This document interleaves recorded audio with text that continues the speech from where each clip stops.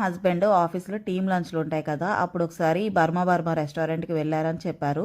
ఇంకా అప్పటి నుంచి నాకు కూడా ఆయన ఇచ్చిన హైప్కి తీసుకెళ్ళు అని అడుగుతాం మొదలుపెట్టాను. ఇంకా ఫైనల్లీ ఒకరోజు అయితే తీసుకెళ్లారనమాట. అన్ఎక్స్పెక్టెడ్గా వెళ్ళాము, అస్సలు ఎక్స్పెక్టెడ్ కాదు. అన్ఎక్స్పెక్టెడ్గా ఏదో పని మీద వెళ్ళి ఇంక ఈ రెస్టారెంట్కి అయితే వెళ్ళాము. ప్యూర్ వెజ్ రెస్టారెంట్ అండి, one of the best restaurants అని చెప్తాను నేనైతే. మైల్డ్ స్పైసెస్తో చాలా బాగుంది టేస్ట్ అయితే. ఇంకా మేము ఆర్డర్ చేసిన ఫుడ్ తక్కువ, వచ్చిన బిల్ అయితే ఎక్కువ. 3000 రూపీస్ వచ్చింది బిల్ అయితే.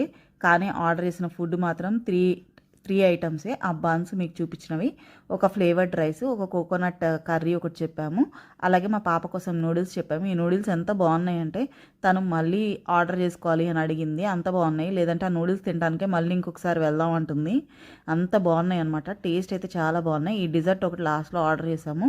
ఇది ఒకటి 500 600 పడింది.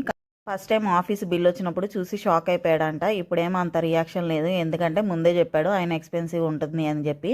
ఈ డిజర్ట్ చూడటానికి చాలా తక్కువ ఉంది కదా, ఇంత ప్రైసా అనుకున్నాను. కానీ తింటే ఫుల్ సాటిస్ఫై అయ్యాను నేనైతే.